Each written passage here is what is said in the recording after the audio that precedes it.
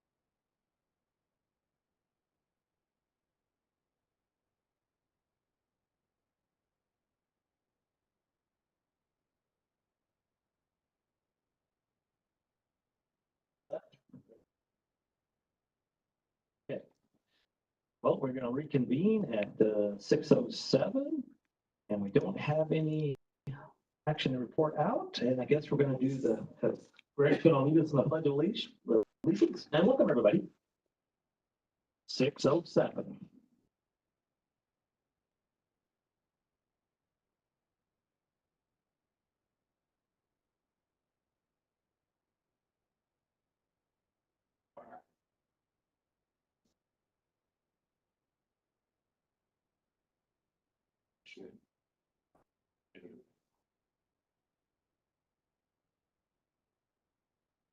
Very much. And welcome. Like I said, it doesn't really have a welcome in here, but we should put one in. Just, it seems rude not to acknowledge you have everybody here sitting in the office to enjoy the fun.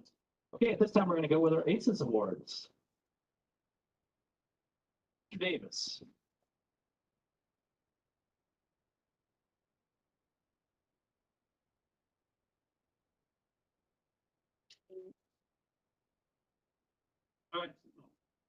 All right, for those, try to see things. All right. And for those of you who don't know, it's a pleasure of mine to announce the ACES winners this tonight. ACES stands for Achieving a Culture of Exceptional Service. So we've got actually 9 people we're going to recognize tonight, 3 different awards, and 7 of you. Hopefully somebody's here in the room. If I try your name, just come on up. And we'll hand you your award. So the first recipient is Angela Boykin. Congratulations, Angela. I'm still going to read what she has to say. Maybe she's watching on the TV. So Christy D. Pasquale, our assistant principal at Jack Northrop, nominated her. And here's what she says. As a parent with a child that has severe food allergies, I want to thank her. My son is used to not being able to eat the same food as others. Often in the past, he would be served a meal completely different than his peers. Angela does everything she can to make sure his meal is the same as the others minus the allergies. She also messages the staff every morning with allergies in the food served. It means the world to me that she takes the time to care. She does this for many other children at Jack Northrop. So thank you, Angela.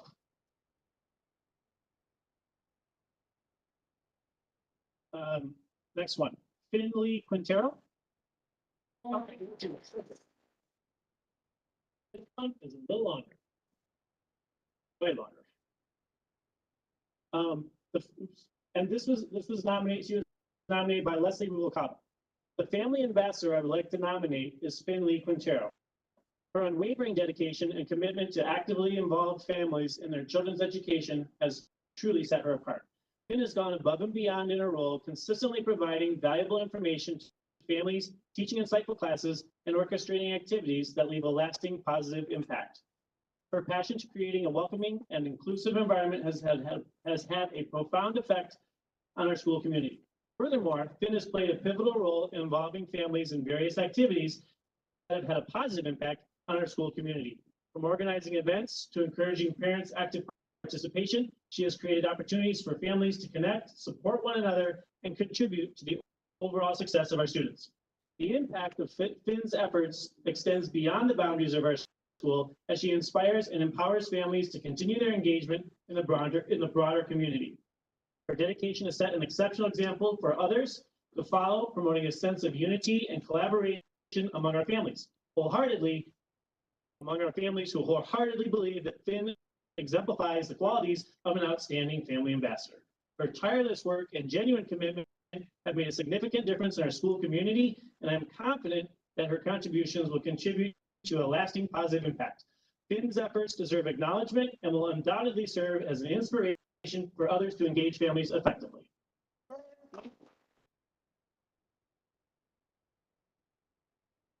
Okay. And last, there are 7 people. I'll call their name. If you're out there, please come on up. Martha Garcia, Tonya Hughes, Paula Lynch, Jessica Macias, Evangelina Martinez Castaneda, Joy Quintana, and Sarah Yentis. Come on up. All right. Come on up, Sarah.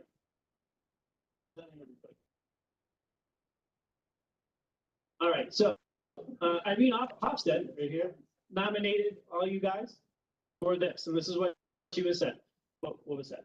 We had a full lockdown a couple weeks ago in the middle of lunches, so over half of the school missed their lunch break. The lockdown lifted 15 minutes before dismissal. This crew assembled 309 stacked lunches in those 15 minutes and then got them distributed at all the gates as students left for the day.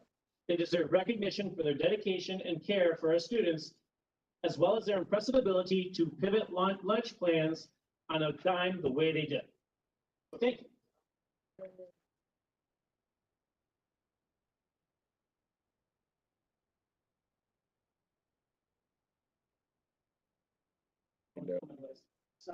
Signing down.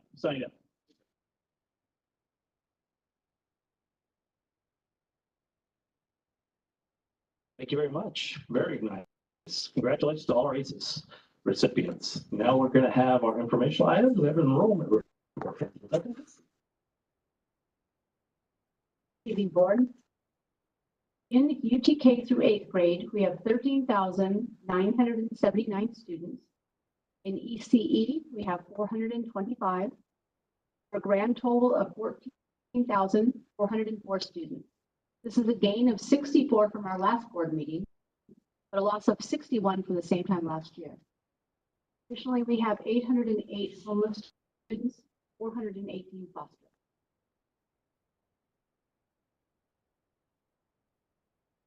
808 homeless and 418 foster.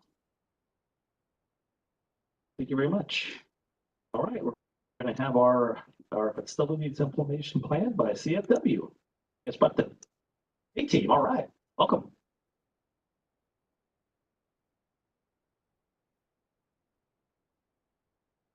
Broke pencil. I slip on that and my other leg.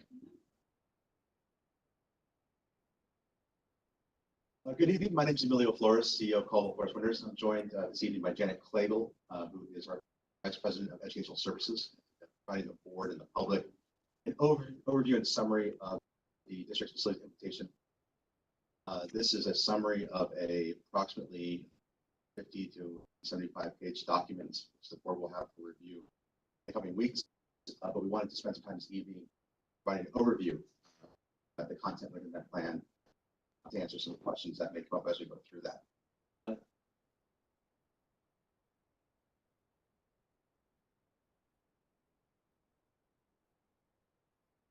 So that for the person behind the curtain. To date, this is our third board meeting that we've had regarding the implementation plan. We started this process back in April of this year, and we wanted to make sure that we provided the district with an overall proposed plan for facilities improvements, as well as estimated costs, finance, and sequencing for the projects within the plan. To establish a basis of understanding, we met with the district administration to discuss the status of current efforts underway and past efforts that are taken for the district's facilities program, as well as the district's vision and educational program moving forward, including its objectives and initiatives to support student achievement. In addition to that, we conducted a walk-in digital record of each school site, a comprehensive inventory of the classroom spaces throughout the district, which were used as a basis for comparison to the district's educational specifications for its different grade configurations at school sites. Tonight, we'll present the outcomes of those evaluations, as well as proposed list of improvements at the school sites. We will be using samples. We won't go into each and every school site this evening. That data is also available if there are specific school sites that we go into at a later date. We can do that as well. The goals for the overall improvement of the facilities boiled down to a number of different items. But first off was, in order to support the UTK, is to provide Title V compliant, that is TK and K compliant classrooms for all 4- and 5-year-old students. With the introduction of UTK, a lot of our school sites were built prior to the implementation of potential kindergarten. So even our newer schools that may have specifically built facilities for our youngest learners may not have enough of them as we've come to have integrate in the TK program. We also wanted to look at the prioritization and the use of permanent classrooms. So we have a lot of permanent structures at all our school sites that have been supplemented over time with portable classrooms, whether changes in program necessitated that or changes in enrollment. But wanted to make sure that we were utilizing our most valuable assets, which are those permanent classrooms, for instruction wherever possible. Once again, as I mentioned previously, making sure we're utilizing the portable classrooms in a way that is most beneficial to our students. So as part of our evaluation, we went through and looked at all the portables. Some of them are still in instructional use, some are in supportive instructional use, some, quite frankly, are just storage. And so making sure that we were prioritizing use of those spaces for the best benefit of students going forward. The other thing that we want to make sure we're doing is supporting the district's initiative regarding music and intervention, and making sure that we provided purpose-built or reconfigured spaces in order to support the district's initiative to make sure that that was made available to the TK5 students throughout the district. Another thing that we were asked to look at was the reconfiguration of the TK6 schools, potentially into TK8s. That was to serve two functions. One was to provide additional choice to parents and students for educational program. The other one was to reduce the overall population of sites. So making sure we had the benefit of reducing the demands of our middle school sites, but secondarily providing additional options for parents and for students in terms of what type of environments and configurations would be available to the parents and students with the Lancaster School District. At the TK8, that would require us to expand the program, including music as well as additional science labs and intervention rooms to make sure that we provide those enhanced educational programs at those sites. And at the middle schools, making sure that we streamlined and coalesced a specification for some of those specialty labs. So making sure that we had the appropriate amount of science labs at each of the middle schools, and where feasible to add art and STEM rooms. One of the things that's important to understand throughout this presentation is that at the end of the day, there is a finite amount of resources available to go and tackle these issues. So in many cases, we are reconfiguring or modernizing existing facilities, which means we have to work within the envelope of those buildings. In some cases, we have enrollments at sites that exceed the permanent classroom capacity. And in those cases, we will have to utilize portable classrooms to continue to have instruction for those. We may have some other limitations that we would have to address on a site-by-site basis. But in no, in terms of, you're not in a situation where we're going to go all to school and rebuild it. It really is making sure that we're going and upgrading, enhancing the existing sites. Once again, looking at through the lens of the educational program that the district is providing. To that, once again, going back to UTK and downstream effects, trying to create early childhood development centers or early childhood education centers, I should say, to increase the ability for the district to provide preschool and TK enrollment. One of the things that's been a challenge is that UTK came along and it created this grade level, but it didn't provide the financial resources to implement it from a facility standpoint. And so going back to the earlier point, one of the big struggles right now is making sure that we're providing appropriate classrooms for those younger learners as they come in, ensure that we're able to scale that up district-wide. As part of that process, what the district has done as a temporary basis is to house those students in select school sites where we have the capacity to do so until we can build that capacity at each of the school sites so that there'd be a proper matriculation of students from TK all the way through the desired grade level at the school site going forward. And then lastly, the district was successful in getting a grant to make sure that we're able to integrate initiatives related to that into the overall facilities vision as we go forward. Okay, on page 3, we'll focus on the chart at the bottom.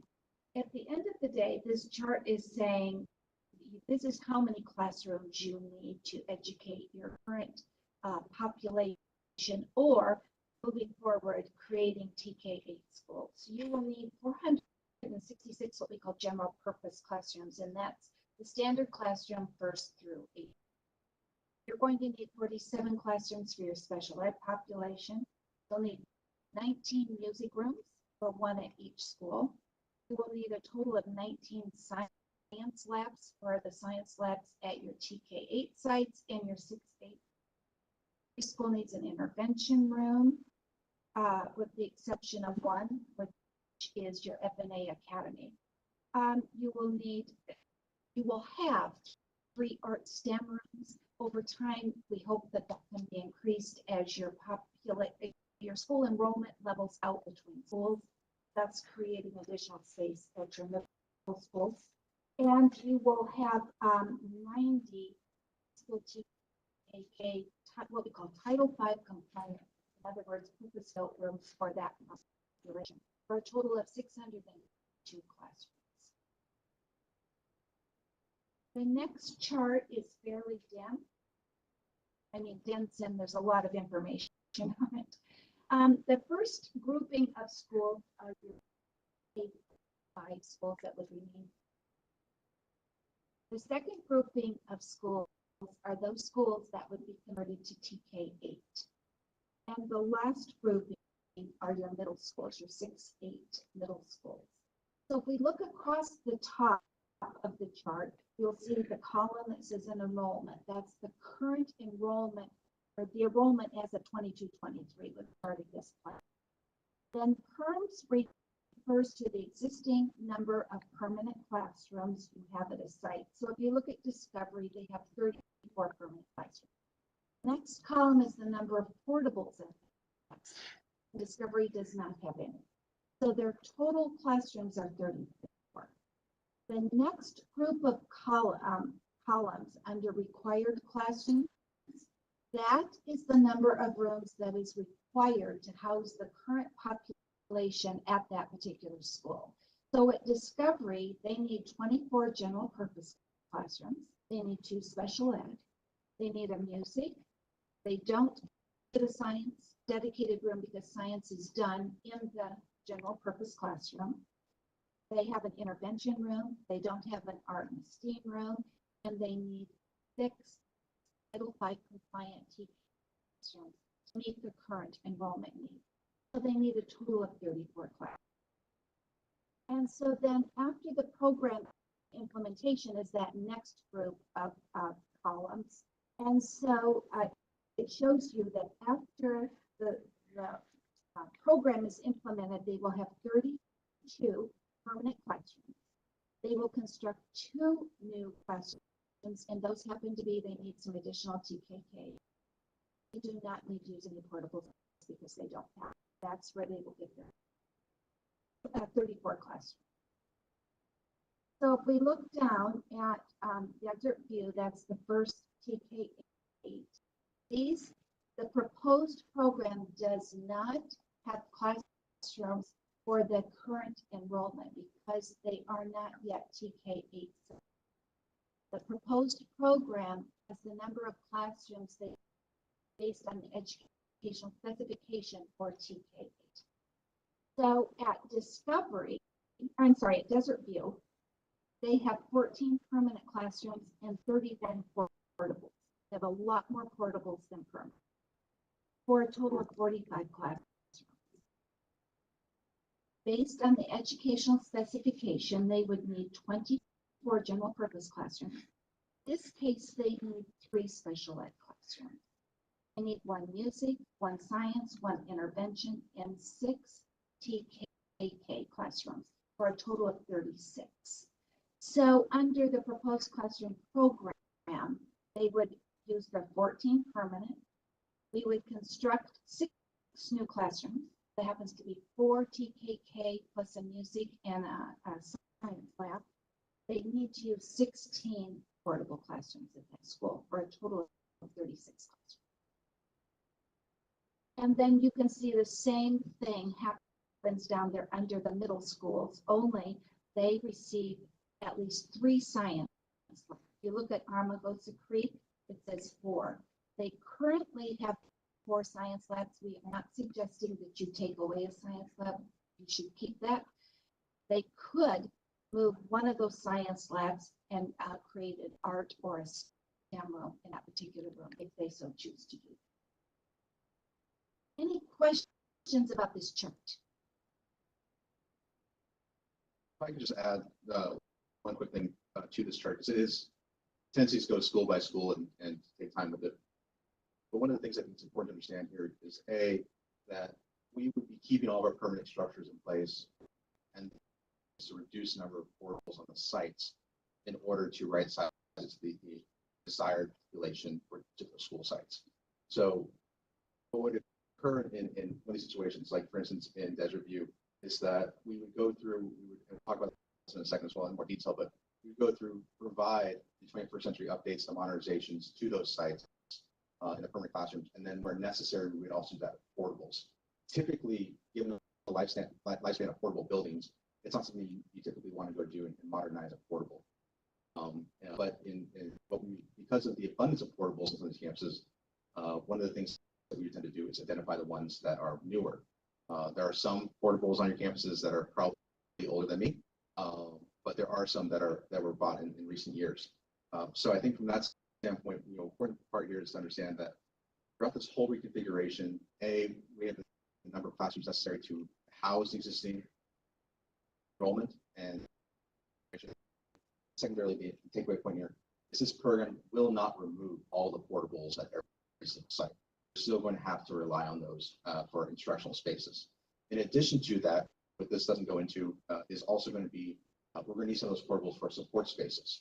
So in some of these places, such as in Desert View, where there was 14 permanent classrooms, the corresponding administrative space is probably not going to be able to accommodate the programs necessary there. So those programs will also be housed either in additional facilities or in portable facilities as well. So this is just really looking at the classroom usage, but also behind this as well will be support programs, counselors, psychologists, things of that nature that will also have to be housed and will necessitate us keeping some of the portables on site for those uses as well. Thank you.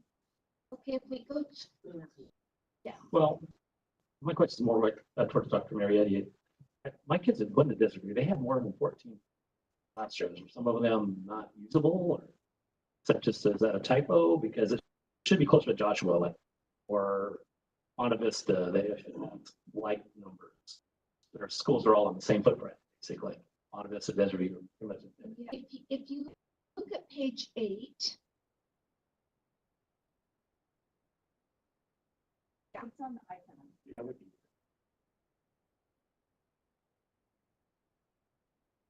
View. We've gone through and cataloged every single classroom that you have on the site, and the pink, the buildings, and those are permanent, and all those other buildings are classified as portable classrooms. So that's where we got the number from. The district has done a good job of sometimes making those portables look almost like permanent classrooms. It ramps up to them and go on and put them on concrete foundations. So they have done that. Very good. I think I just wanted to see where you guys are getting the numbers on. Yeah. With the map, it looks pretty good. Thank you. I know there's a difference between modular and it's a very gray area. No, it's just like there was more rows of. That Google Earth does a lot. Okay. Thank you. You go ahead. So the chart there, if we do convert the A5, so the numbers of middle schools that we currently have, those go down, and how much? Yes. What will happen is Number of middle school sites will not change. What will occur is the enrollments at those sites the goal is to decrease those to a more manageable level. So overall, we will disperse the middle school grades across more campuses, but the number of middle school campuses themselves will.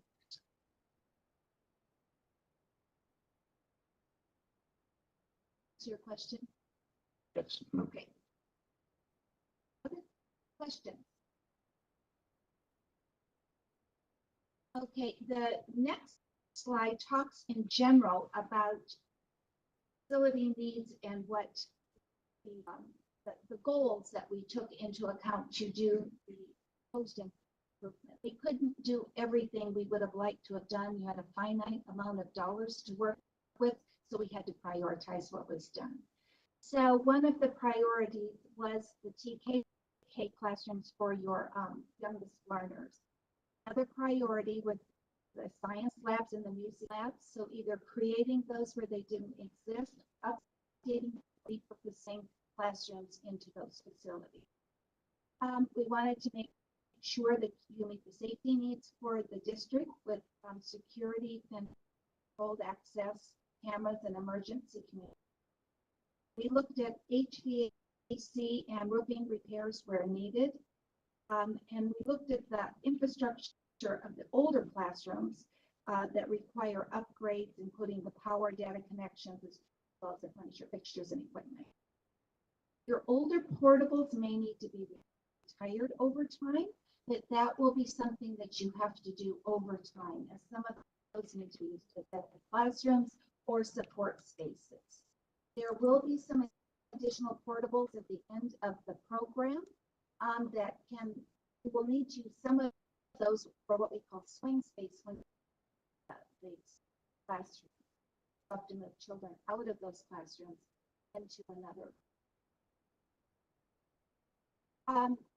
At the end of this program, you will end up with 6 TKE.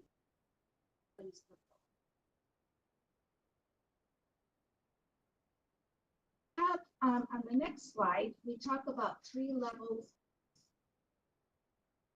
levels of improvement and then what repurposing.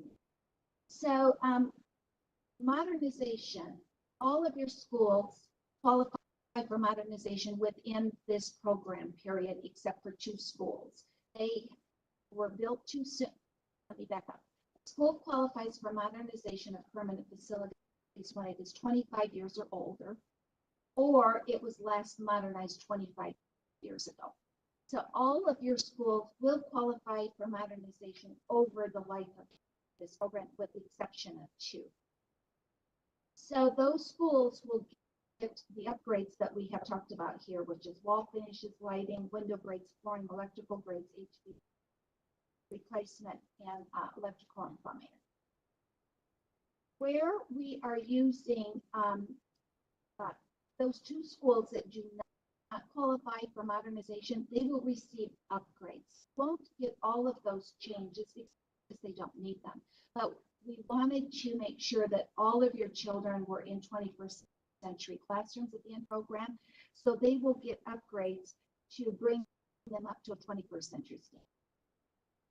Then we talk about 21st century improvements, and that means we will put in we recommend that certain things be put into classrooms that they don't get the full modernization, and that is primarily portable classrooms. Going in and modernizing a portable is not probably a real good use of your money because of the life expectancy portables, but where we do need to use those classrooms, those portables as classrooms, we need to provide the technology for the students and some of the furniture and fixtures and equipment of a 21st century classroom. So they have that kind of learning environment as you work over time to obtain more permits.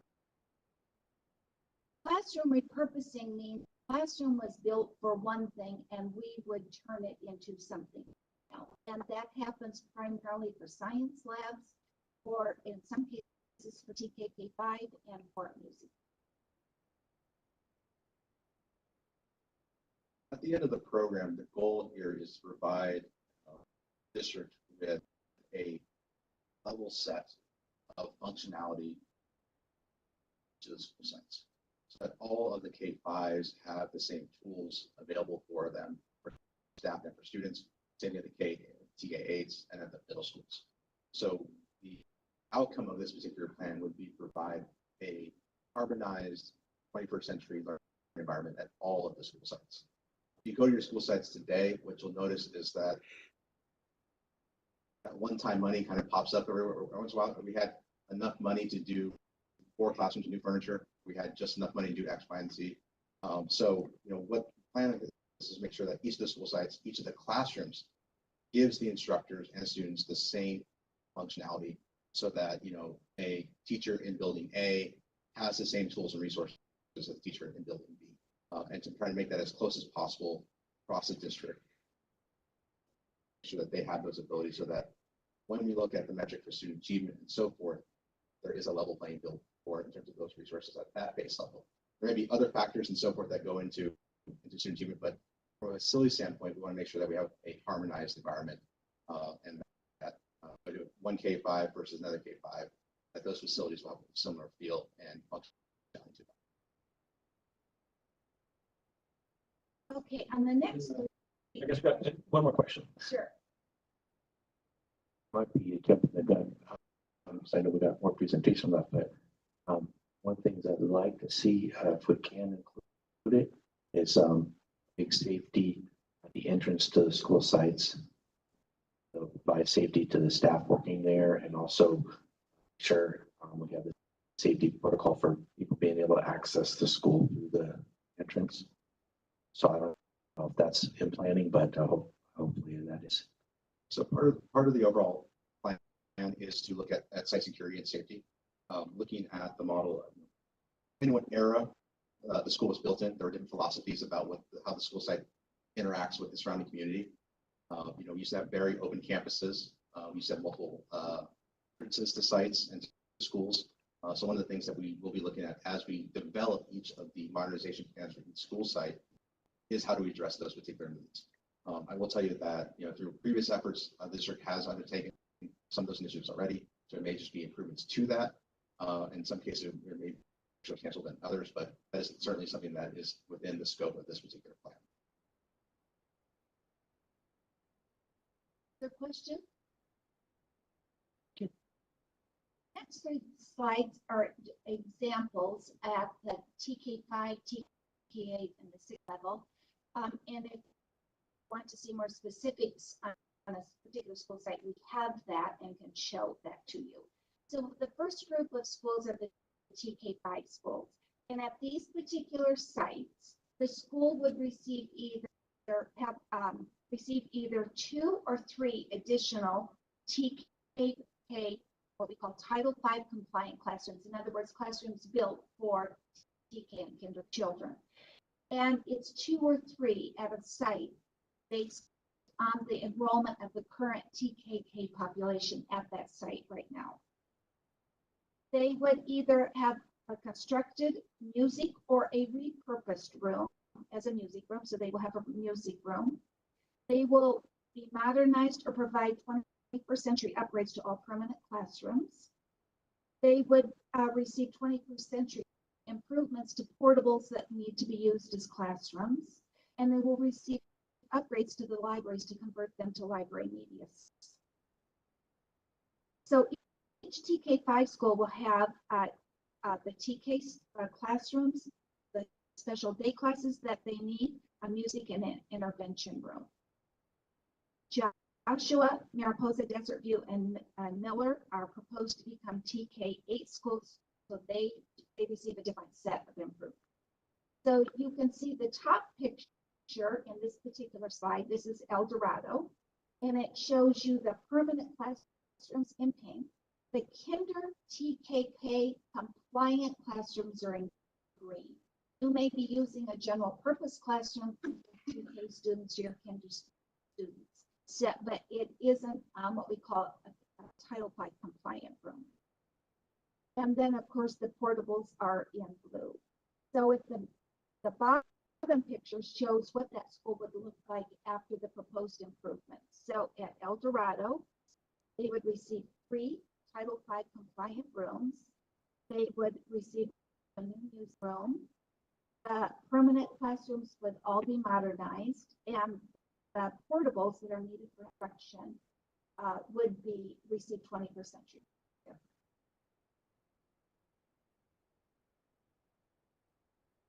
Next slide is an example of a TK8 site. And Linda Verde is your TK8 school right now, and you would be adding to that Desert View, Joshua, Mariposa, Miller, and Sunny.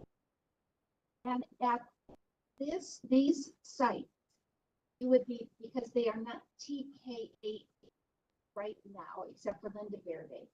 It would be, the proposed improvements would be to what we call the educational specification. So you would be adding additional children to these sites, and they would come from your existing 6-8 middle schools and maybe from some of your other elementaries that are large. So at this particular site, you would construct enough TKK classrooms for a total of 6 at each site. So if the site currently has 2 Title V compliant classrooms, we would be constructing 4 more. We are going to construct a music room and a science lab at each site. And then we would modernize and provide 21st century upgrades to all permanent facilities and provide 21st century improvements to the portable classrooms that are needed to be used for classroom instruction. The libraries would all receive upgrades to turn them into library media. So by specification, the TK8s would have a music room, a science lab, and an intervention room. So the example we have here is Desert View, and the top picture is shows you again the permanent classrooms and the portables, and the green are the 2 Title V compliant kinders it currently has. And the bottom picture shows you where the 4 Title V compliant classrooms would be built, where the music and the science. The orange indicates the portables that would need to be used for instruction and would receive upgrades. And the sort of brown color is the modernization, although permanent classrooms would receive modernization.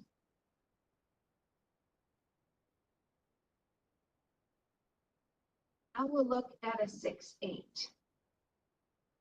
And the existing middle schools, Armagosa Creek, Endeavor, FNA Academy, New Vista, and Paiute will all remain 6-8 schools. We will construct or repurpose classrooms as a music room and science labs where necessary. We'll modernize and provide the 21st century upgrades to all permanent classrooms for those schools that qualify. Endeavor, for example, does not. We will provide 21st century improvements to the portable classrooms where they're needed to be used for instruction, and 21st century upgrades to the library media centers. The middle school specification is 750 students. That's a desire of the district to move them to that number of students. That will have to happen over time. So each middle school then would have a music room. They'd have at least 3 science labs, an intervention room, an art, and a STEAM room where possible. And as you reduce the size of, for instance, Armagosa Creek, then one of those rooms can become a STEAM, because you have fewer students at that site. Questions? Oh, and again, the top picture shows you the permanent facilities in pink and the portables in blue. And then the bottom picture shows you that all the permanent classrooms would be modernized, and the classrooms that you would still need to use for classroom spaces are in orange. They would receive the upgrades. And then those portables that are in the yellow, those would be used as support space.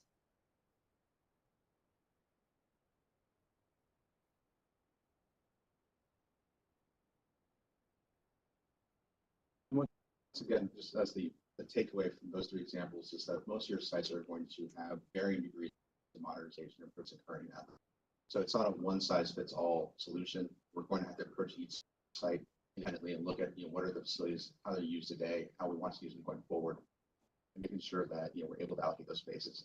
One of the things that we ask the board and the district to be flexible with is that, for all we know, the governor's budget comes out and there's a brand new program we've never heard of, and we got to make another pivot on that. But overall, one of the things that will continue to drive this plan is that modernization element to this, and we'll see that as we're going forward in some of the financing and available sources of funding.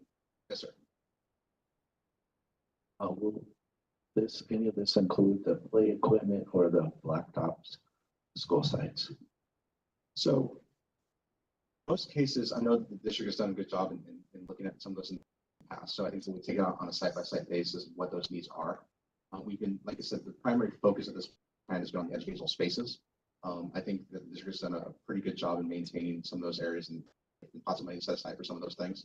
But that's something as we go into the design of each school that we'll look at what's necessary to take aside. And we're in the middle of improving our playgrounds.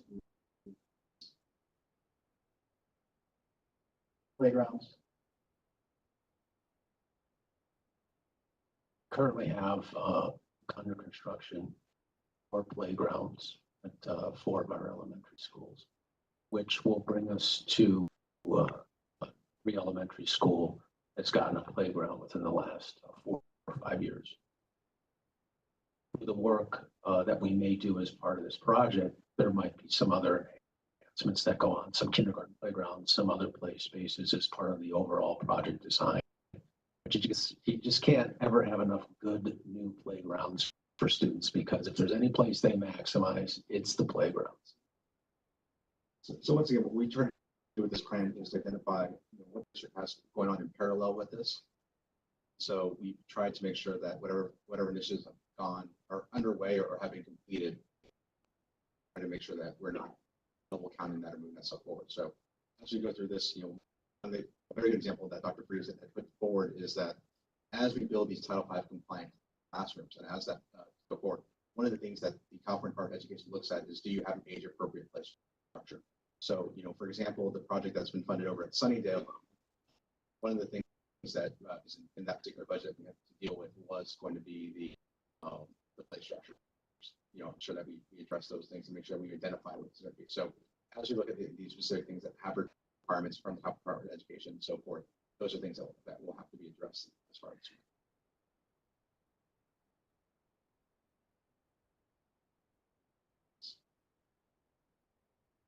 Where the brass tacks comes in. So this table provides estimated cost of the proposed improvements, and it summarizes the 21st century upgrades, the improvements, the repurposing of classrooms, the modernization, and then construction of the buildings.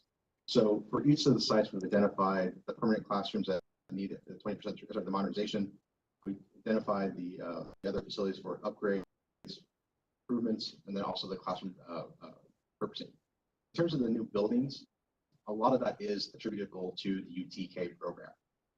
Like I said before, where we are drastically under in terms of inventory is the ability to house those kids in Title V compliant classrooms. CDE does allow you to house kindergarten and TK students in general classrooms with certain accommodations, but it's much more preferable going forward, since these will be long-term programs the state supports, to put those in purpose-built environments and to provide those general purpose classrooms back to the rest of the site campuses. Total, all of the estimated cost of proposed improvements, it totals about $200 million, $202 million total improvements. On top of that, we recommend carrying a project or program reserve of about $30 million, about 15%. That program reserve is set aside for a couple of things. One is obviously cost escalation, but the other one is change in program. So for instance, if there are additional requirements that come along the way in terms of either the district music program is more demanding than we thought it would be in terms of space or equipment, or if there is a need for additional requirements for, say, preschool down the road, something that we're not mandated to, something that we would look into. Also looks for, things that we don't know about, conditions, whether it be soil conditions, whether it be quality issues of that nature. That's just a nice little shopper there to deal with that going forward. So the important thing here is, how do we pay for all this? As Janet had mentioned previously, the district's done a great job maintaining its facilities in terms of the resources that have been provided to date. One of the things that Janet mentioned was that all of your school sites will come up for modernization eligibility in the course of this program. So over the next, except for 2, which one was recently done. Discovery and Endeavor. So that would not come up for modernization within the scope of this. So between now and 2031, balance of the school sites will have some form of modernization eligibility going forward. As you can see, it comes in over time. We have a number of schools that are eligible today, then schools become eligible as time passes through. In some cases, you'll see that a school site has multiple dates of eligibility. That usually occurs when they're either facilities were built at different times or they're modernized. So one of the things that, due to the lack of resources in the past, is sometimes you've had phase modernizations. So something may have been done in 1 year and then 2 years later and 3 years later. That does is create an offset in eligibility going forward. So in many cases, what we try to do is to maximize the use of these state grants. It's generally provided on a 60-40 match, which means for every 40 cents that you contribute to the project, the state writes you a check for 60 cents to make it whole. That's generally how it works on state modernization. What we want to do is maximize the amount of grants that we're able to go forward with as well. One of the funny rules that the state's put in place is you cannot seek an application for anything that's smaller than 100 enrollments. Typically at state loading standards, it's about 4 classrooms. So for any project under 4 classrooms, the state will not provide you grants. You have to go beyond that particular to qualify for the program. So in total, between now and 2031, it's anticipated that the district will qualify for approximately $74 million state modernization grants, which you would have to contribute approximately 40% match to that. So on $73 million, somewhere in the neighborhood of about 45 to 50 million for match in order to go forward those improvements. The other thing that's worth mentioning here as well is that on a year by year basis, just like COLA is adjusted, grant amounts are adjusted. So one of the things that we do have available to us in terms of inflation and its cost, it's on an annual basis. The state also updates its grant amounts to take those into consideration. So all this is shown in today dollars. That's how we budget out, is $8. Moving forward, as the plan is updated or reports are given back to the board, when those grants are updated at the state level, we would update them. Like what would be eligible. One of the big questions you may have is, okay, that's great, it's a wonderful program. The state has no money. What happens? So right now, we have been looking for a state bond measure to be passed the last couple of years. State made the unfortunate mistake in March of 2020, going forward with what they call Proposition 13, statewide school facility bond program. A lot of people thought it was a change to Prop 13, which is a property tax measure, and unfortunately that failed. It has been surmised that there will be a state bond that will be running in 2020. This program. In the meantime, the governor has been utilizing surpluses from the general fund to provide these grants on an ongoing basis. So it's likely that that program will continue to go forward, and this is something that the should be able to avail itself. A couple of things that are required for a modernization application is that in order to get funded under the current rules, you must have DSA and CD approval. In many cases, you need to embark on design for that cost in order to seek dollars back from the state. So that's something to be considered as well, is that all of these grants will require some type of in order to process. One additional thing, you cannot receive reimbursement on modernization if you modernize before the facility. So the facility, you have to look at the year they're eligible and then do it on that year or later. That's great. That's a great caveat to the program as well. As has been utilized by the district in past facilities program initiatives, the primary source of funding potential bond measure, obligation bond measure that would have to be approved by voters at a 50% margin. Based on the district's current assessed valuation and Proposition 39, which govern the issuance of general obligation bonds by school districts, approximately $121 million can be generated at this time per time by a general obligation bond. As I think it's been discussed previously with the board, there's a unique opportunity with the current tax rate. There are some of the old bonds that come off the threshold in the next couple of years. Simply put, by replacing the amount of dollars that would be coming off tax roll with a new bond measure, increasing the existing tax rate, the district would be able to generate an additional $122 million under that particular program. Something that we further detail if that's something that the district desires to move forward with. Other potential funding sources, truth be told, there's not that much in capital funds that are currently in there. It's approximately $22 million. So right now, the large source of that is the developer fees, facilities funds. Those are our primary sources of capital improvement dollars that are coming in. There are a couple of special reserves that have been put aside and other funds that are available, but really the bulk of the program is funded through state modernization, potential GO bond measure. In terms of sources and uses, we've broken up the overall implementation of this plan into 3 phases. The first phase consisting of approximately $71 million in improvements, phase 2 about $90.9 million, and phase 3 $69 million. You may ask, it looks really tidy on the page. Why is it in this order? It goes back to the modernization eligibility. It's, how do we maximize the grants available to us, and are prioritizing as those dollars become available, those projects that have the maximum amount of state or in hand in hand. The exception to that would be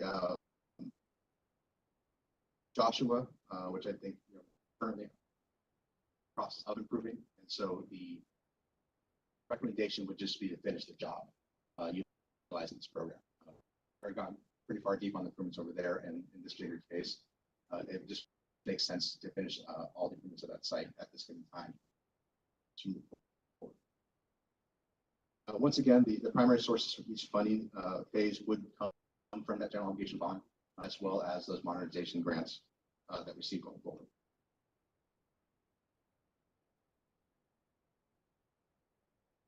So the plan will make a recommendation to the board, basically to constantly review and adopt the proposed specifications, direct preparation of proposed state grant funding applications, submission to the state, take necessary steps to further consider implementation.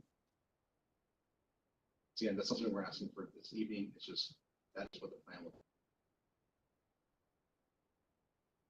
With that, happy to answer any questions you have, going into more specifics, or just want to make sure that you provide you with a summary of what will be coming.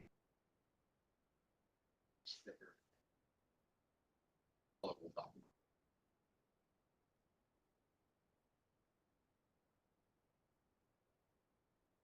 So we're assuming everything goes according to plan with the bond. That's ultimately a decision for the board and the district. Prop 39 requires that the election be held on a regularly scheduled election date. So generally speaking, it used to be you had all odd and even years. It's pretty much consolidated to even years.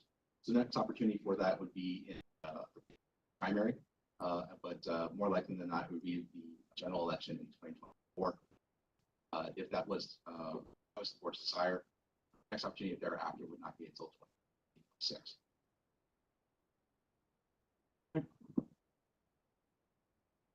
Anybody else? Anybody on the? All right. Well, thank you so much for coming down. Thank you very much. If there's any other questions that the board comes up, please direct them to Dr. Marinetti. All right. Be careful where you step. I'm almost out of the booth. 2 more weeks. All right. Good luck. Okay, so we are moving now to a public hearing.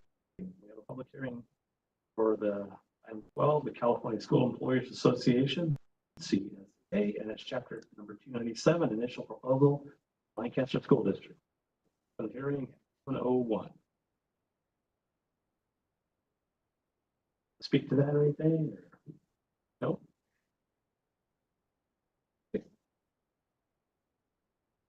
Be out there want to? Yeah, come on down. We got to kill a minute or so. Come on down. Educate.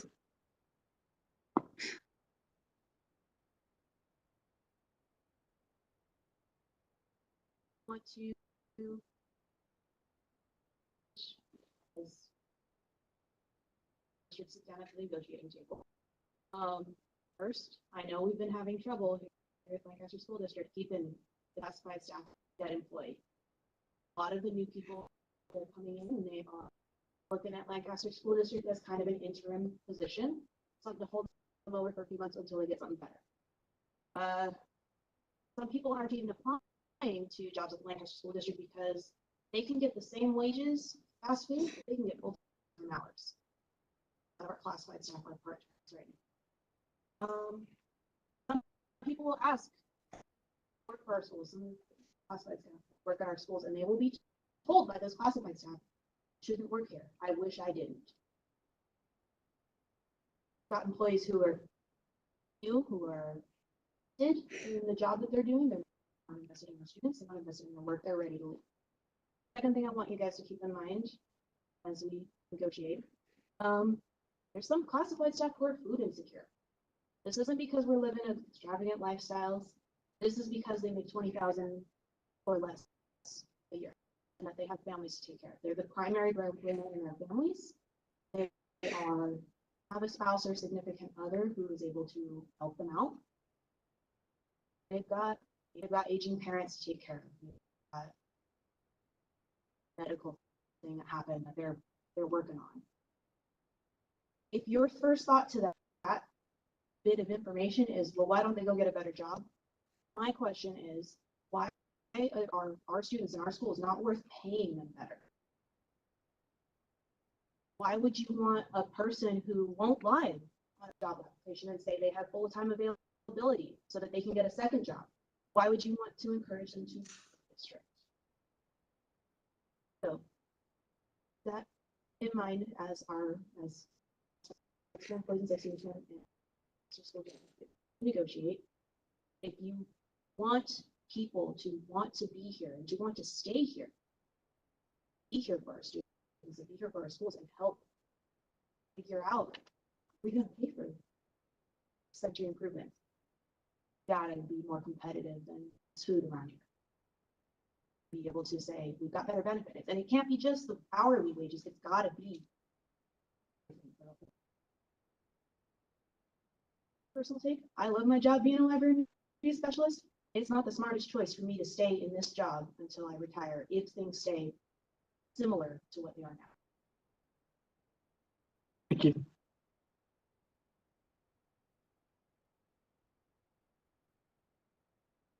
Close the hearing. 105. We have a public hearing, Lancaster School District Special Proposal to the California School Employees Association as chapter number 297. Open this one.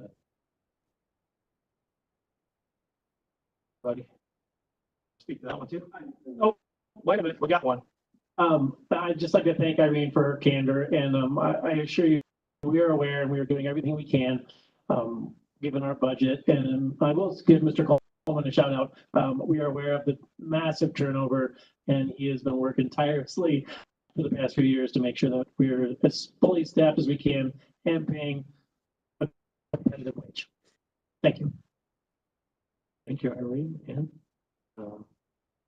I guess we will close the hearing. 7:06. We'll move on to item 13, individual action items, human resources. We have the acknowledgement of receipt of the California School Employees Association as chapter 297 initial proposal to Lancaster School District. Anybody want to move? Mr. Wynn. This is him. Any questions or concerns, clarifications? Okay, hearing none. All in favor? Opposed? Motion passes 5-0. We have item B under item 13, acknowledgement of receipt of the Lancaster School District's initial proposal to the California School Employees Association in its chapter number 297. Moved by Mrs. Mann and seconded by Mr. Wynn. Questions, concerns, clarification? Seeing none, all in favor? Opposed? Motion passes 5-0. We have item 14. We have individual action item, superintendent approval of the nominations for the California School Board Association PSBA Delegate Assembly. Mr. Wynn. Second, I'm gonna get that one to Ellen Strelson. It's a tie. Questions, concerns, clarifications? As these candidates?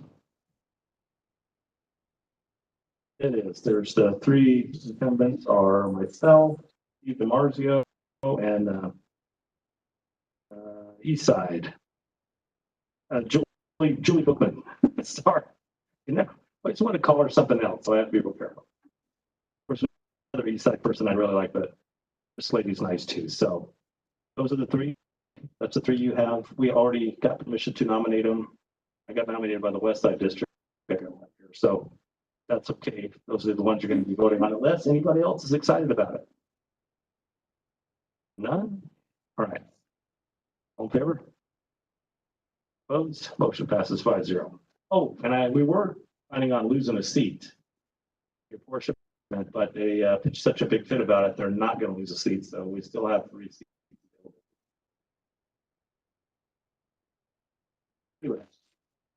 Okay, we're on item 15, my favorite part, addressing the board. Individuals who wish to address the board may complete a speaker card. Present it to and any supporting document to the superintendent's assistant or other district official prior to the start of the meeting.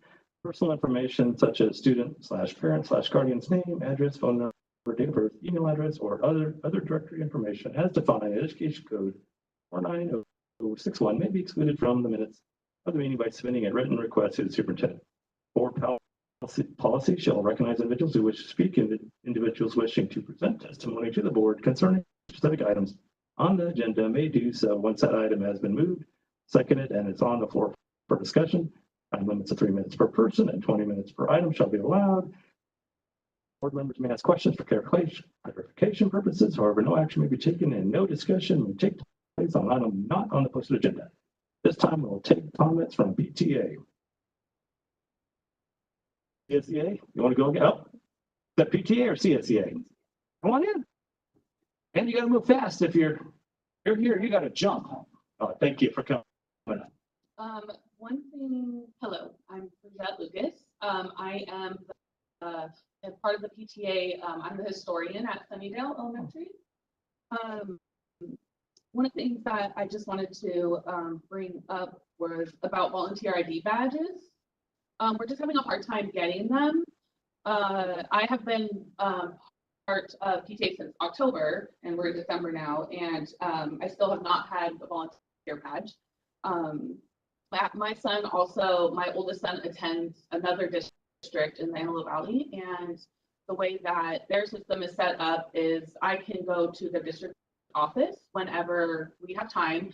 I submit my application, they scan my ID, I do fingerprints, and I take the photo, take a picture, and then once my background check clears, my ID is then sent to the student's school, and that's where I pick it up.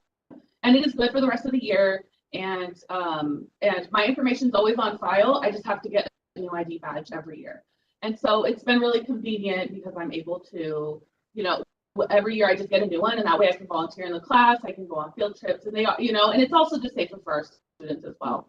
So I just wanted to suggest maybe something like that, because right now I know that our applications have been put in and submitted for that, and it's just taking a while. Okay, well, thank you. I know my wife, when she volunteered, it didn't seem like it took that long for a badge. Maybe we're out of practice after COVID. We need to get back. Yeah, maybe that's it. Yeah. So HR will get on that. Yeah, we can see. We got it directed. It makes a difference. Come in. Well, we're going to work on it. Thank you so much. We want to, try to encourage parents. We don't want you to be mad. We don't want you to go to that other district where you get an ID. We want you to have your ID first. Well, thank you. Hopefully we'll have that to you soon. Okay, CSEA, you want to come again? Another time? You good? Okay, well, thank you for coming in and sharing your heart. Tal. We'll vote today.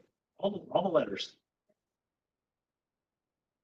But yeah, hope you all have a nice Thanksgiving and break. Well deserved. Hopefully you all enjoyed the CSBA conference.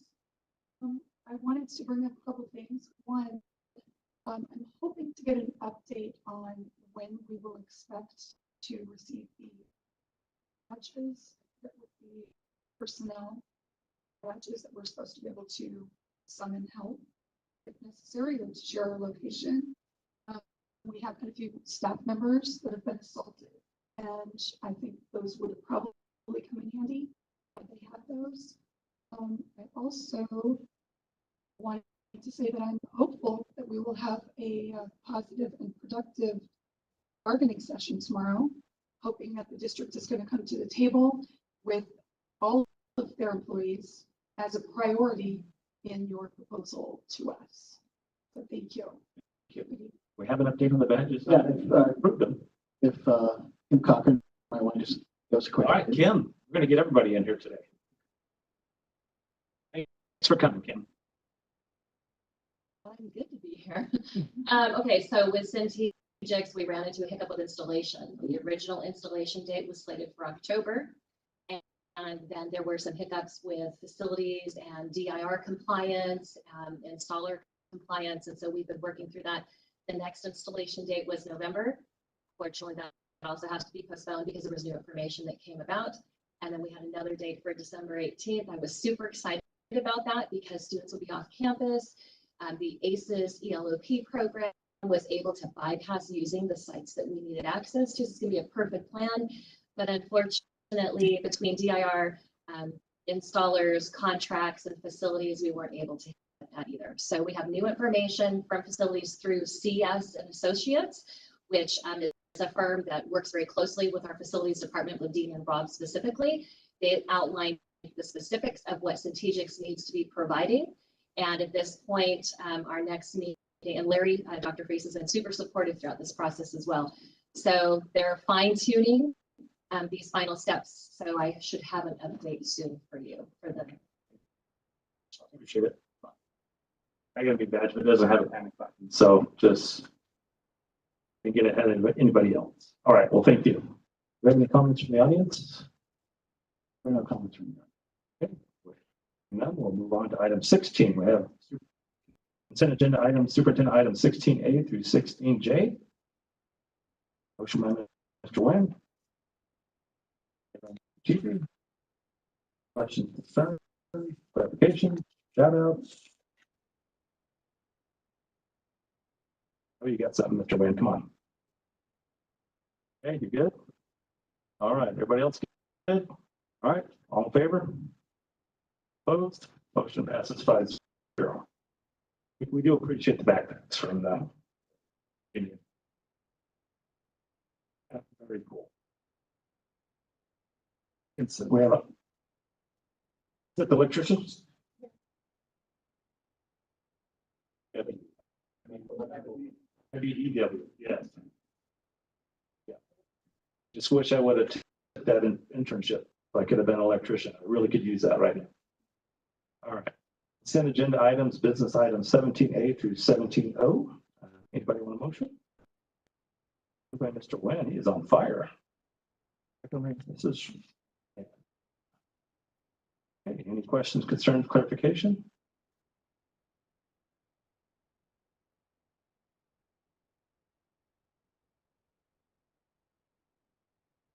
In the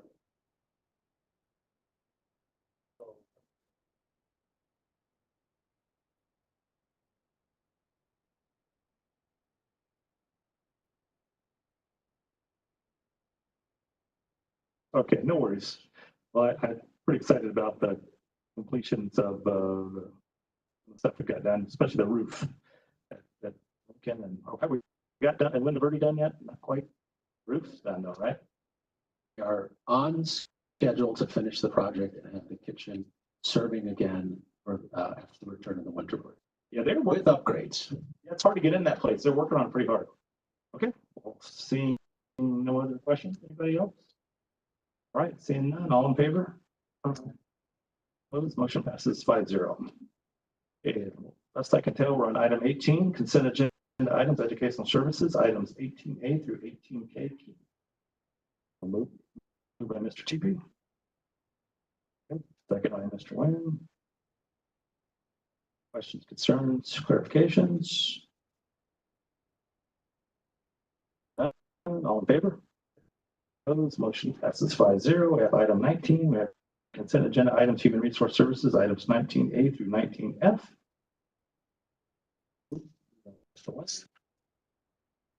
Mrs. Carlson. Questions, concerns, clarifications?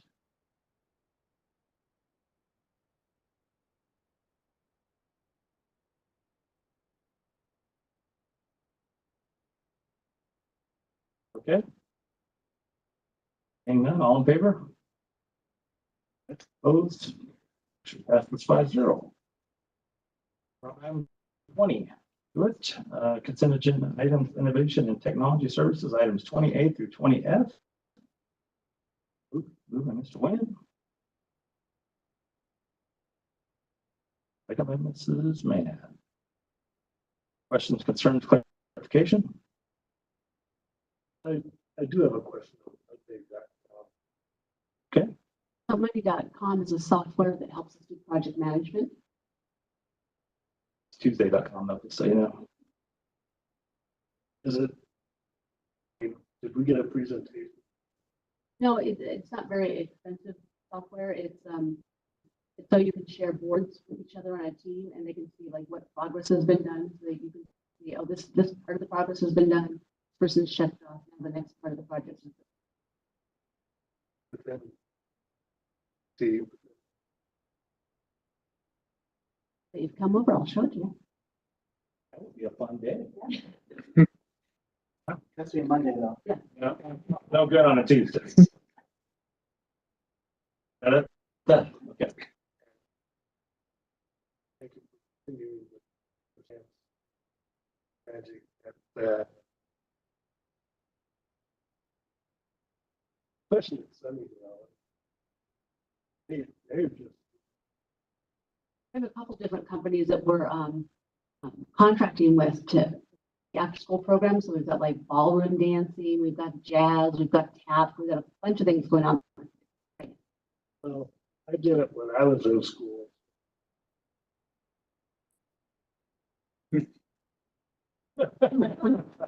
I should know the most about dance as anybody. All my kids danced, and it was really funny because all these girls dancing, and who's my professional dancer? My son. I went down and saw him in Orange County, and he was the Mouse King and the Nutcracker for the Orange County or the Anaheim Ballet. So, and in dancing world, that's kind of a riot. I mean, he's all that in a bag of chips dancing. So yeah, that was fun. Remind me, I had a friend of mine that I traveled all over the world with. He was a dancer. His partner was Raquel Welch. He danced in the White House. I can get you places, just so you know. I wish I could dance. I wish I could say he got it for me, but he did not. One good thing about being adopted, you don't get the bad genetics. Okay. All right. Well, seeing no more questions or concerns, all in favor? Opposed? Motion passes 5-0. Okay, we have item 21. Lots of legislative and policy discussion. If there's anything you want to talk about, especially if it's the second reading, you should bring it up now. I was going to ask the academic, what's the follow-up in the department? No, that would be Bart. But we did collaborate on that one because it talks about AI and that being a trend that's coming down. That was the thing I hear a lot about chat GPT. It's types ways that could plagiarize. I thought there was, but now there's a way to combat that. There is, kind of like that old software, Turnitin when we were in college. But They'll come up with something. they do have some software that can identify how much of it was written by AI. I did a college project that used the word throughput. You know what? They challenged me on it. Where did you come up with that word? And I says, well, that's what I was trying to put down. Well, I had explain a lot. One word.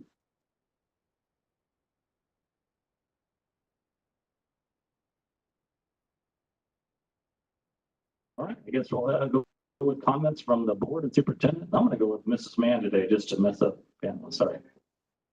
Just mix it up every once in a while. Do you have anybody from the ACE Awards? Congratulations. Congratulations. Celebrate. It's really outstanding. Very kind Robin family for their donation and IDW for their donation. Okay, Mrs. Dawson. I want to also thank everyone from the ACES Award. I think that our family ambassadors are extremely important to our success as our students and our community bonding. The Savvy Seven is what I'm going to call them from Sunnydale. You know, I think that was an awesome job to be able to put together that many meals in such a short span of time to make sure our students have what they needed when it was time to go home. Excellent.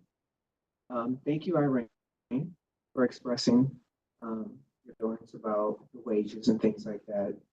I want you to know I think all of us completely understand, and we are always working hard to make sure we can do the best that we can within our budget.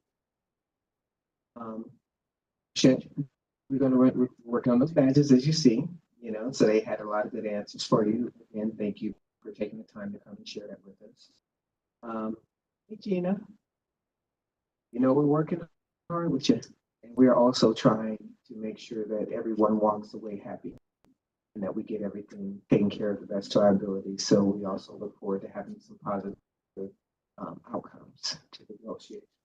Other than that, Mr. Wynn. Thank you both very much. Trip up here. That would be, we all appreciated that. Thank you for the presentation. That it will be about 230 million projects that includes 30 million over that they need to. The only one I was concerned with is Joshua, because I thought Joshua.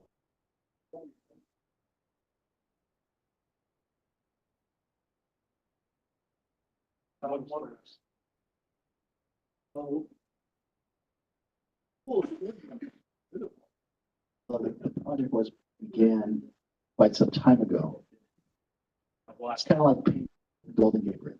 When they get done, you gotta start over. Thank you for that information. Needed. I'm going to pursue a bond and for the bond, say there's trust. Everydale PTA. I on board. I in. I know. Get all of the paperwork done.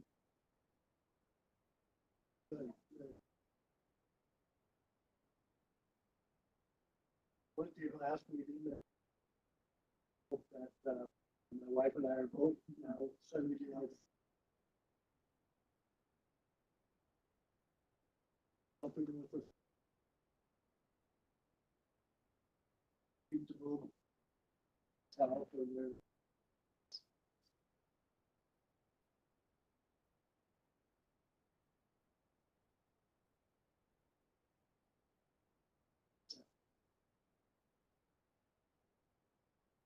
cookies tonight were fantastic. Thank you, Donna.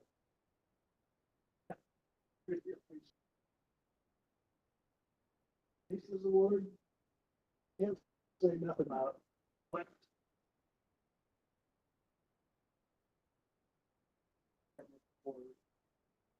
For that many Olympics. That many students.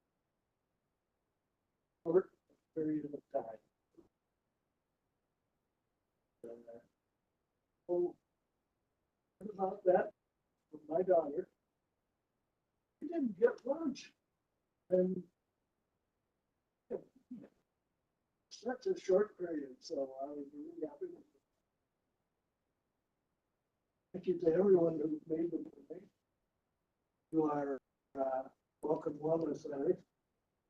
All of the giveaways that were done. I think we still have more food giveaways this, as well as toy giveaways. It speaks to the Lancaster School District that we are concerned about families and the community. So thank you all very much. Thank you. Mr. Teepee. Thank you. Yes, first I'd like to thank Emilio and Janet and CFW for the great presentation and a lot of hard work looking at all the needs of all our school sites. Really excited about the plan. I'm really looking forward to moving forward on that.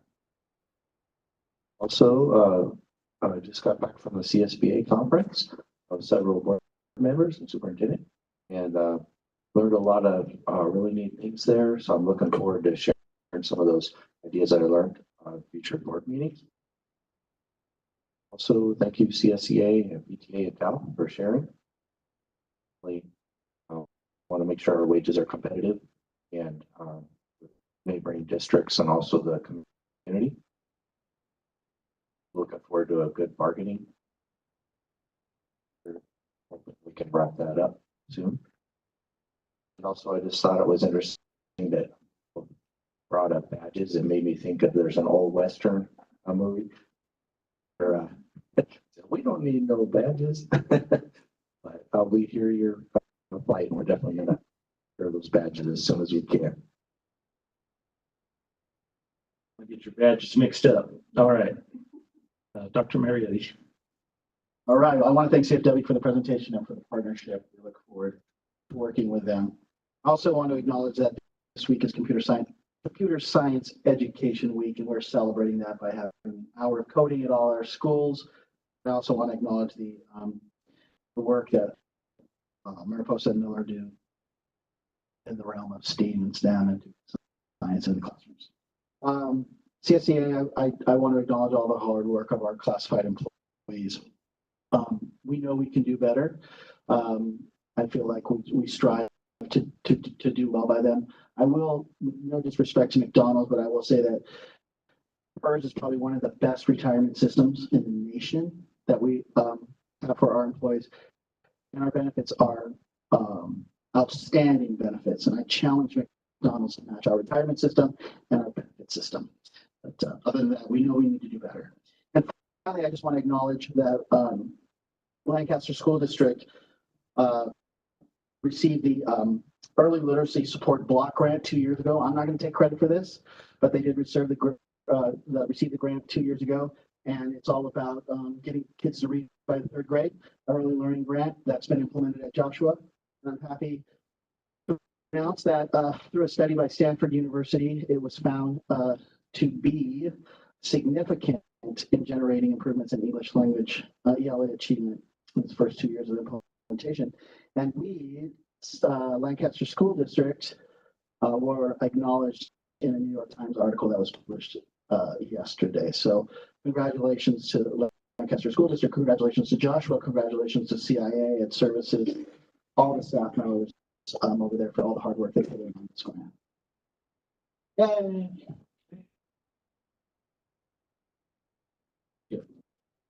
Everything's pretty much been said. Just ditto to all our ACES recipients, and thank you, Albo, for Winters for presenting, and thank you for all the information presented and for all the hard work that goes into the agenda. Thank you guys all for hanging out with us. Appreciate you guys being willing to hang out with us. I will say something about the conference. A lot of stuff I've heard before, but the very last session was the most motivating to me because it was like an aha moment for me, because all these young people that we're having trouble with are like this new generation, get them to be employed and all these things. We're just not asking them the right questions. They want, they ask a lot of whys. We respect, I think we need, our generation, you need to earn respect. Well, they have respect and they want to be treated with respect immediately. So what I really took away from it was we're looking at young people a little bit different, and we need to ask them, what kind of a lifestyle would you like? If your lifestyle is the 2 hot meals a day, there's a career path. But way to do this. So it's very interesting. The guy's name is Mark Pena. Mark Pena, and I got a lot of his information, but the way he presents either college or career, it's not like we just want to say, well, you got to do college or career, because kids don't know what they want to do, but they do understand a lifestyle. So get them, and they had these really cool posters that they could put up, and it was like a tree with roots, and it would grow up like if you wanted to go in the medical field. There was things you could do on the low end of it. It would get you a certain lifestyle. If you want to go higher, there'd be more college or whatever, and there's another lifestyle. And some of the things, some of the higher education didn't necessarily mean higher pay. A lot of these Fortune 500 companies are not requiring so much. They want skills. We need to teach kids the skills to make them competitive. That would just be, stuff like learning how to socialize and things like that. So sometimes it's just take a step back and go, what do we need to do different? So I got a lot of information. I was pretty excited about it. I'm not easily excited about a motivational speaker, but he was really good, very personable, has really good ideas. And I thought, a lot of stuff we're doing, like the capturing kids' hearts, it's very similar, making connections, but also taking them to the next level, showing them where they can find a lifestyle that they like, whether it's whatever, So I just thought that was very interesting and really never thought of it that way before. So I thought that was good that they found somebody to shake me up a little bit, which it's hard to do because I've been around a little while. Anyway, with that, we don't need to recess to a closed session. And we will go ahead and I'll ask for a adjournment motion, 7:34. Anybody want to do it? Motion by Rosemary Mann. Second by Craig TP. All in favor? Opposed? Nobody ever opposes that one. Thank you very much.